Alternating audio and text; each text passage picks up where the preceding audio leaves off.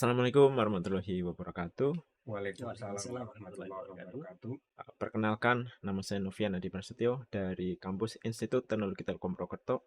Di sini saya sebagai ketua pengusul pada program Kedareka dengan judul Akselerasi Implementasi E-Voting di Kabupaten Banyumas dengan nama reka cipta adalah E-Voting Kabupaten Banyumas. Di sini saya didampingi oleh dua rekan saya. Di sebelah kiri saya ada Pak Surya sebagai mitra dalam kegiatan ini, yaitu dari Komisi Pemilihan Umum Kabupaten Banyumas. Selamat datang Pak Surya. Selamat datang Mas Novian. Terima kasih. Dan selanjutnya sebelah kiri kami lagi ada Bapak Tobirin dari Universitas Jenderal Sudirman selaku tim pengusul juga. Selamat datang Pak Tobirin. Selamat datang, selamat siang Mas Novian. Baik, terima kasih. Baik, dalam program ini kami mengusung sebuah masalah, yaitu terkait permasalahan yang ada di Mitra KPU Kabupaten Banyumas yang akan disampaikan oleh Pak Surya. Pak Surya. Baik, terima kasih. Jadi berbicara soal pemilu, baik pemilu nasional maupun pemilu kada, tentu ini menjadi bagian pentingnya adalah soal partisipasi pemilih. Bagaimana ada peningkatan partisipasi baik dalam pelaksanaan pemilu maupun dalam pelaksanaan pilkada atau pemilihan kepala daerah. Terkait dengan upaya peningkatan partisipasi, tentu ada beberapa hal yang perlu kita perhatikan. Yang pertama adalah terkait dengan edukasi dan juga soal akses informasi.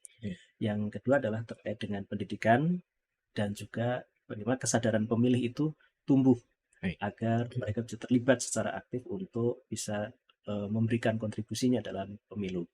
Selanjutnya partisipasi aktif dari masyarakat mengawal dari seluruh tahapan proses dari awal sampai dengan akhir dari pelaksanaan pemilu maupun pilkada. Dan yang terakhir adalah keterbukaan dan juga transparansi. Bagaimana seluruh rangkaian tahapan proses pemilu dan pilkada itu bisa dilakukan secara terbuka dan juga transparan. Masyarakat bisa cek, bisa akses, dan juga tentu bisa memantau seluruh tahapan dari awal sampai dengan akhir. Baik, terima kasih Pak Surya atas pembahasan dari permasalahan masalahnya. Dari permasalahan tersebut, maka kami dari perguruan tinggi mengajukan beberapa usulan inovasi. Yang pertama, kami akan melakukan peningkatan kapasitas Sibalu. Jadi Sibalu itu adalah Sistem Informasi Banyumas Belajar Pemilu, di mana pada tahun 2022 kemarin Institut Teknologi Telkom Purwokerto bekerja sama dengan KPU Kabupaten Banyumas melakukan penelitian dengan mengembangkan sebuah sistem informasi Banyumas Belajar Pemilu yang diharapkan itu dapat memberikan dampak positif bagi masyarakat, salah satunya adalah terkait demokrasi, ya Pak.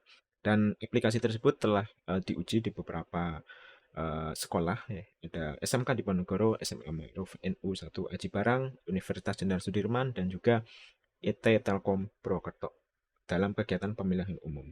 Kemudian di tahun 2023 kami ingin melakukan sebuah peningkatan dari kapasitas Sibalu ini agar Sibalu ini dapat digunakan dalam lingkup yang lebih luas, yaitu di seluruh desa yang ada di Kabupaten Banyumas.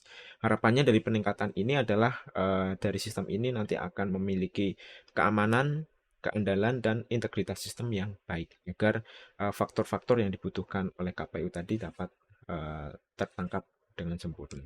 Kemudian inovasi berikutnya yaitu terkait kebijakan dan peraturan daerah yang akan dijelaskan oleh Pak Tobirin. Oke, terima kasih. Tentunya Sibalu ini perlu ada dasar hukum yang kuat. Untuk itu di satu daerah perlu ada semacam raperda. Dan itu didahului dengan adanya policy brief yang didasarkan kepada studi untuk merekomendasi kebijakan apa yang perlu dilakukan. Salah satunya adalah bagaimana implementasi dari sistem informasi ini. Oleh karena itu perlu ada dukungan yang kaitannya dengan raperda. Maka kami akan merumuskan raperda itu dimulai dari naskah akademik dan rancangan e-voting, rancangan peraturan daerah berkaitan dengan implementasi e-voting itu dalam rangka untuk pilkada maupun pilkades. Kemudian untuk menyusun dengan baik maka perlu ada kesiapannya di lapangan. Maka disitulah ada peraturan yang teknis, peraturan bupati, kemudian ada SOP.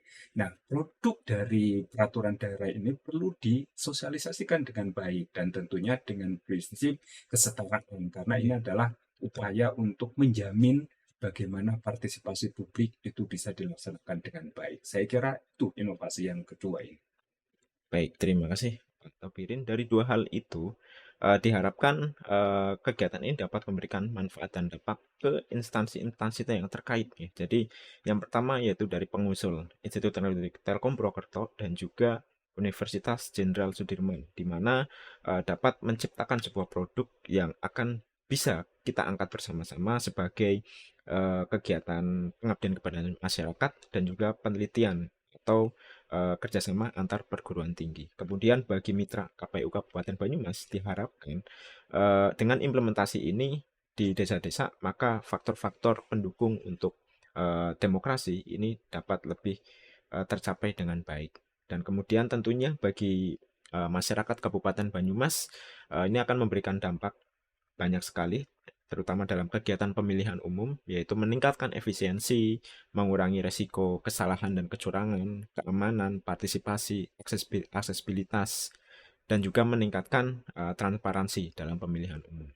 Kemudian untuk IKU yang kami gunakan, kami menggunakan 4 IKU. IKU 2 yaitu terkait mahasiswa melakukan pembelajaran di luar kampus, lalu IKU 3 terkait dosen berkegiatan di luar kampus, lalu IKU 4 praktisi mengajar di kampus, lalu IKU yang kelima mengimplementasikan sebuah produk dari perguruan tinggi di masyarakat.